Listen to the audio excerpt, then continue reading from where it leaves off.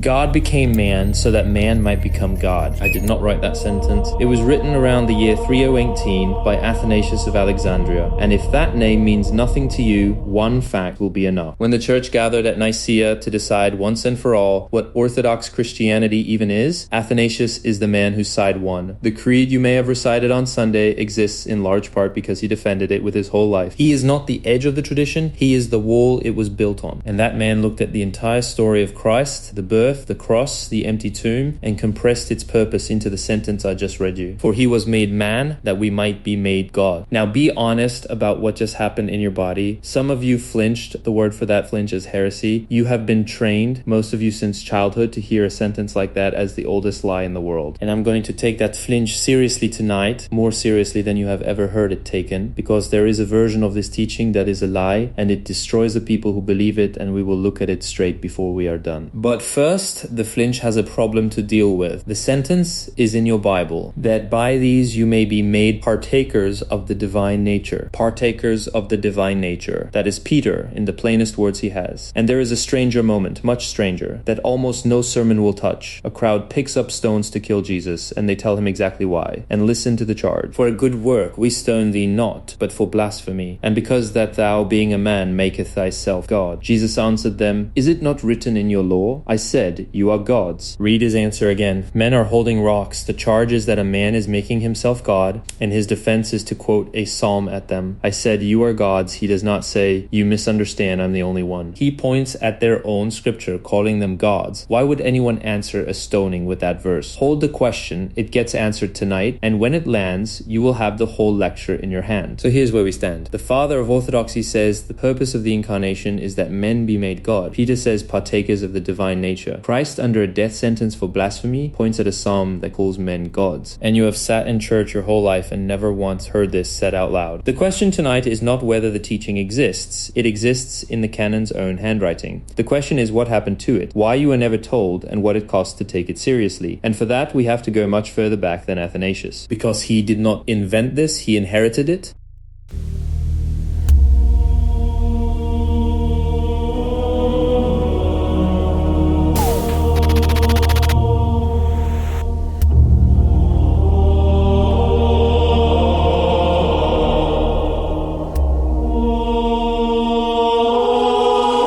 500 years before the Gospel of John was written, in the city of Ephesus, a set of fragments was deposited in the temple of Artemis on purpose, where only those who entered would read them. This was one of them. Immortals are mortal, mortals immortal, living in their death and dying in their life. Sit with the grammar of that. Immortals are mortal, mortals immortal. The two natures are not sealed compartments. They exchange, they live each other's life, and they die each other's death. That is tonight's sentence, compressed 5 centuries before Bethlehem, resting in a pagan temple. And the man who wrote it coined another word, logos. When John opened his gospel in that same city, in the beginning was the word. The word he reached for was this man's word. That is not a coincidence of vocabulary. The teaching has a chain of custody. Here's what the ancient world did with it. And to modern ears, it will sound backwards. They hid it. There is an account that came down through the Greeks of an Egyptian priest speaking to the lawgiver Solon, handing him a truth reserved for the initiated, that the gods were not always gods, that they climbed, and that man is on the same stair. The gods who now dwell in the spiritual heights were not always gods. They too were once human beings. A dangerous truth follows directly from this, namely, that human beings will one day become God. Mark the word. Dangerous, not false, not forbidden, because it was a lie, guarded because it was true. The way you guard something that can go off in an untrained hand. In Egypt, they went further. The dead man was addressed by name as Osiris, a human being called by a god's name, because the priests understood the end of the human road to be a god's existence. They knew, and they taught it in sealed rooms to tested men one at a time. Why sealed? Why does a true thing get locked in a temple? Hold that beside the stoning scene. Because it is the same question wearing 2 robes. We are not ready to answer it yet. First, we have to watch the boldest man of the ancient world try to climb that stair alone, with no help from any descending god at all, because one man did, and how far he got and where he stopped is the whole reason there had to be an incarnation.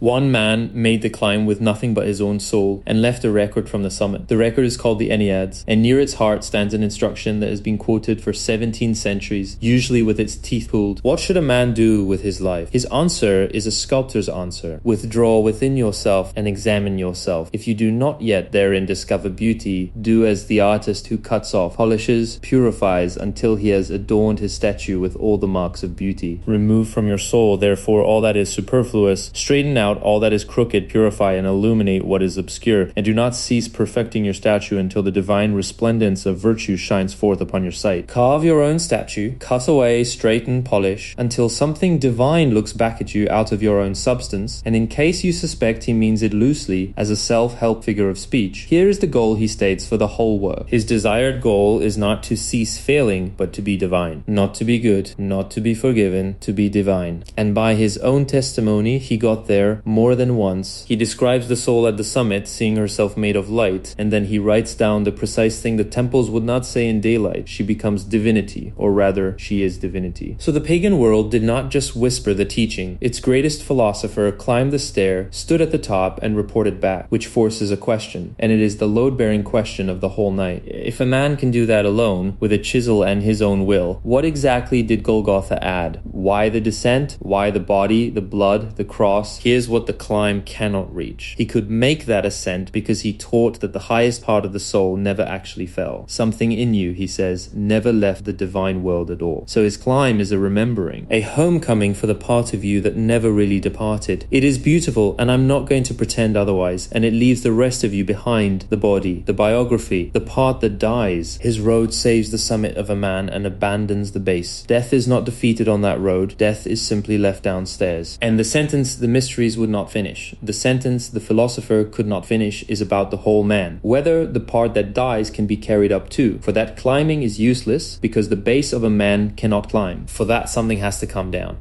Now, I will lay out what the tradition actually claims happened. I'm going to say it flat, because it does not need decoration. Man fell. Whatever picture you carry of that, here's the mechanical one. The form of the human body, the living blueprint that holds a man together, was damaged at the root, and the damage has a name you already know. Death. Death is not a punishment bolted on afterward. Death is what a broken form does. Athanasius says exactly this in the same book as our sentence. Corruption had entered the human frame and was unmaking it, and no teaching could stop it. No repentance, no philosophy, because you cannot lecture a broken mold back into shape. So the Word did not send another lecture. He entered the mold. That cross on which hung a God in human body, a God who out of his own free will, out of love, accomplished the act whereby the earth and humanity could reach their goal. A God in a human body, out of love. And what rose on the third morning was not a resuscitated corpse, it was the human form repaired. A second mold, and the enormous claim at the center of Christianity, the claim underneath every Easter you ever slept through, is that this repaired form descends to every human being the way the first Adam's broken one did. That is what the second Adam means. A replacement blueprint seeded into the race, and with it came something small and easy to miss. The capacity, you see, to say I, not the ego chattering about its preferences, the I am, the spark that can stand in front of everything you are and own it in the first person. One teaching states it as plainly as it can be stated. The earth exists in order that the I am may be given to mankind, and the Christ was the being who quickened it in every individual man. Through his force, the old lecture says, the Son of Man will again be raised to his divine estate. Now here modern depth psychology say the identical thing in its own tongue, because when a 20th century clinic and a 4th century bishop agree, sit up. The analysis concluded that the God image in man was not destroyed by the fall, damaged, deformed, and restorable. And it found that the restoration, the slow integration of everything around that divine center, proceeds in the psyche of modern people, whether they believe in it or not. Its founder spent decades on the old alchemists who had hunted this same thing under the name of the stone, and he wrote down what the stone meant. The lapis that signifies God become man or man become God has 1,000 names. God become man or man become God. Athanasius' sentence surfacing 16 centuries later out of the dreams of patients who never read him. This teaching does not stay buried, it comes up through the floor. So the power is real, and it is planted, and it is in you whether you ask for it or not. Which brings us back to the flinch, to the stones, to why any of this was ever hidden. Because if the claim is true, then the fear is not stupid. The fear is about something real.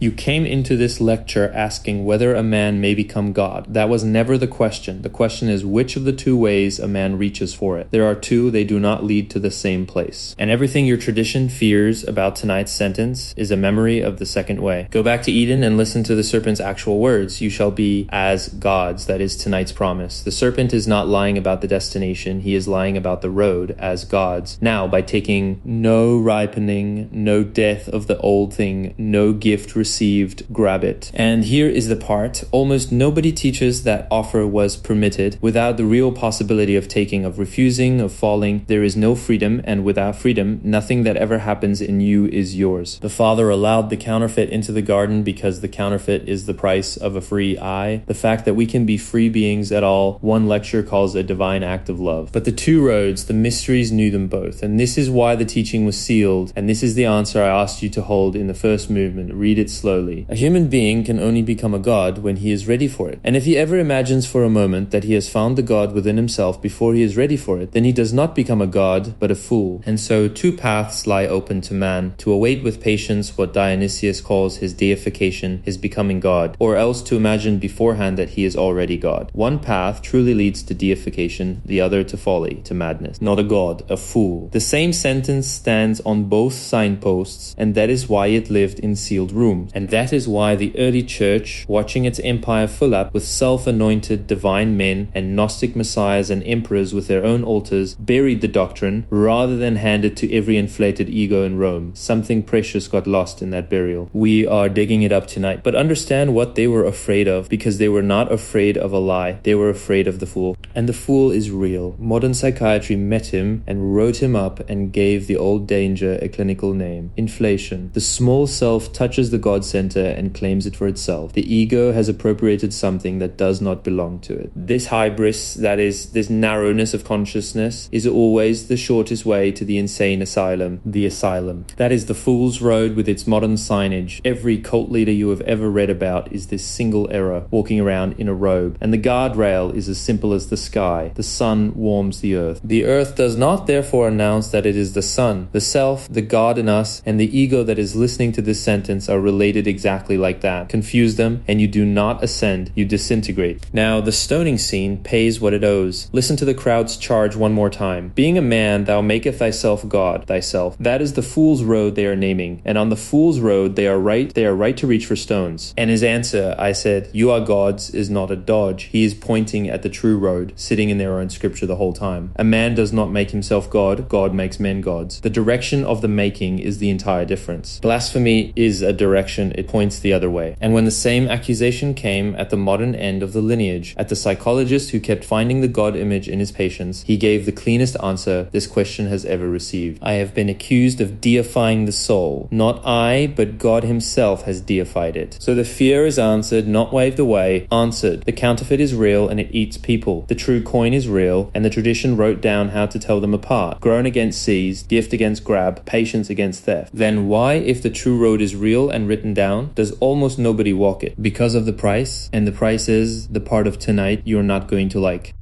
There's a teacher I want to name out loud the second and last name of the night, because what he says next should not come from behind a card. George Gurdjieff, Greek Armenian, taught in Moscow and Paris a century ago. Harsh, strange, half legend, and on this one point, more honest than any pulpit I have ever heard. The church tells you you have an immortal soul. He looked his students in the eye and said, no, a soul. This is the aim of all religions, of all schools. It is only an aim, a possibility. It is not a fact. An aim, a possibility, not a fact. He said a child is never born with a soul. He said a soul is acquired, grown in the course of a life, and that it is entirely possible to die without ever having grown one. Most people do, he said. For ordinary life, a soul is not even necessary. You can eat, work, marry, retire, and be buried. The whole ark on autopilot, and the machinery never once needed anyone home. I know how that lands. It sounds like cruelty, stay with it, because it is the opposite of cruelty, and it is the missing half of everything we have built tonight. Look at what the guarantee version version of your religion produces. If the immortal divine soul is a birthright factory installed, finished, then nothing real is asked of you. Sunday is enough against that. Look at the verbs we have been reading all night. Become partakers, be made God. Will become gods. Every verb in this lineage is a verb of process, and a process can fail. All Gurdjieff did was say the failure rate out loud. He knew exactly which tradition he was standing in too. Asked what his system was, he answered, esoteric Christianity. He mapped the growth precisely body upon body, each one crystallized out of inner work, the way salt crystallizes out of saturated water, not poured in from outside. Precipitated out of pressure and friction. His image, not mine, and it is exact. And the fourth and last body on his ladder, listen to what he calls it. The fourth, in the terminology of esoteric Christianity, is the divine body. The divine body, his terminology, he tells you himself, is borrowed from esoteric Christianity. His ladder tops out exactly where Athanasius' sentence points. Two men 16 centuries apart, one map, and on what it takes to be a Christian at all. He said the thing no pulpit dares to say, such as we cannot be Christians. In order to be Christians, we must be able to do. We cannot do. With us, everything happens. A machine cannot be a Christian. A machine cannot be a Christian. To live the precepts of Christ, you must be able to actually do them, choose them, and a man run by his reactions, which is every one of us for most hours of most days is asleep at the wheel. He even quoted the gospel back at the church. Straight is the gate, narrow is the way. Few there are that find it. You have heard that verse your whole life as poetry. He heard it as arithmetic. A man may be born, but in order to be born, he must first die. And in order to die, he must first awake. Awake, die, be born, in that order. That is the corn of wheat from John 12, restated as instructions. Now the mercy, because this movement is not a condemnation, it is a diagnosis with a treatment. Nothing here says you are worthless, it says you are unfinished. Those are different sentences. A seed is not a failed tree, but a seed that has been told it is already a tree will never let itself be buried, and so it will never break open. And that exact lie, the lie of the already finished, is what the guarantee version of religion has been telling you your whole life. It was meant as comfort. It works as a sedative. You're not condemned. You are early. And the work can begin tonight, which is where we go now. Because the obvious question is already screaming. Grow it how? I promise the answer is not what you think.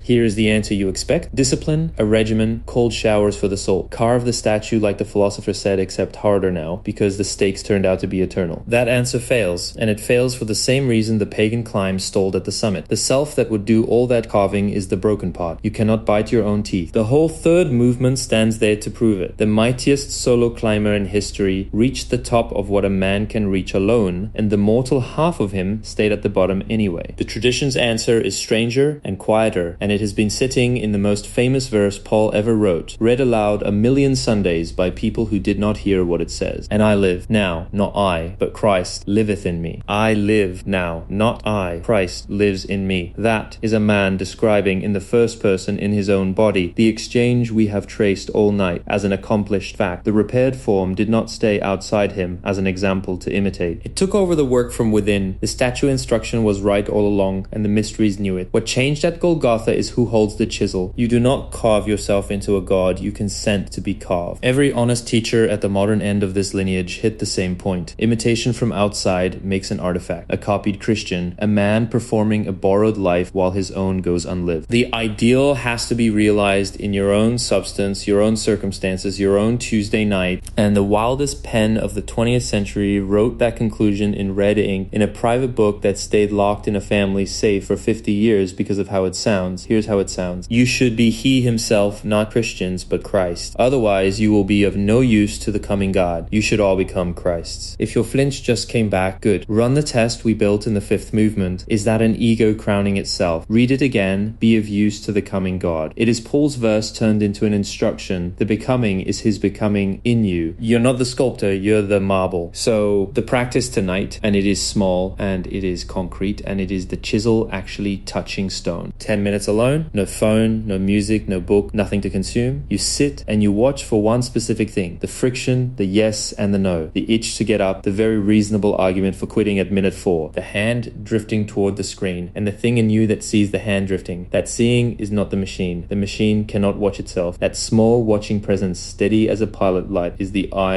am we spoke of in the fourth movement. And every time you side with it against the machinery for one breath, something crystallizes, a grain. The salt precipitating out of the the pressure exactly as the old man said. It will feel like nothing. So does a chisel stroke count the strokes across a year. And do not visualize yourself becoming divine. No affirmations, no manifesting, nothing spoken at the mirror. That is the other road, and you know now where it ends. Keep the appointment, hold still in the friction. Let the sculptor work. He has the blueprint. He is the blueprint. And if you keep that appointment night after night, year after year, what exactly are you letting him make? Because it is not what church told you heaven is, and it is not the philosopher's homecoming either. It is the last thing we have to look at, and it is the reason the whole arrangement exists. There are 9 orders of angels. The old maps agree on the count. Seraphim, cherubim, thrones, dominions, virtues, powers, principalities, archangels, angels, 9. And every one of them has something you lack, and lacks something you have. What they have is altitude. What they lack is the ability to fall. An angel cannot sin, cannot refuse, cannot look at the will of God and choose something smaller instead. It executes the impulse it receives perfectly the way sunlight executes the sun, which means something is closed to the angels forever. A love that cannot be withheld is not, in the full sense, love. It is radiance, glorious, and automatic. The great mission of humanity is nonetheless to bring freedom into the world, and with freedom, that which is called love in the true sense of the word. For without freedom, love is impossible. In human beings, however, a hierarchy will mature that carries out its own task. In human beings, a hierarchy will mature, a 10th, not a repaired copy of the 9th, a new kind of being altogether, one that comes to the divine through the mud, through the machine, through the fool's road seen and refused, and whose yes therefore weighs something, because its no was always possible. The angels obey, you can love. And the old cosmology says the entire cosmos of wisdom is being converted into a cosmos of love, and that the conversion runs through exactly one workshop. The free human that is what you were made to become, not an angel, something the angels cannot be. So the sentence they buried was never a temptation, and it was never a courtesy title for the pious. God became man so that man might become God. The direction is his, the freedom is yours, the becoming is both, or it is nothing. And the old psychologist, near the end of his life, with the whole lineage we have walked tonight behind him, said it plainly. God wanted and wants to become man once. Present tense. The incarnation was not one morning in Bethlehem. It is a standing pressure, and it is aimed at the empirical man, at you, tonight. In whatever room you're sitting in, he is not finished, and the place where the becoming continues is you. Now read the first card again, the pagan fragment from the temple. You could not read it an hour ago. Now you can. Immortals are mortal, mortals immortal, living in their death and dying in their life. The immortal became mortal, lived our death. That half happened in history on a hill once, and it is finished. The other half of the fragment is not history yet. Mortals immortal, dying in his life. That half is a standing invitation, and it has your name on it, and the 10 minutes tonight is how you answer it. You were never asked to remain a worshipper at the foot of the statue. You are the statue. And the sentence they buried was never a temptation. It was the sculptor telling the marble why he entered it. Keep the appointment. Hold still. Next, the book they told beginners not to read.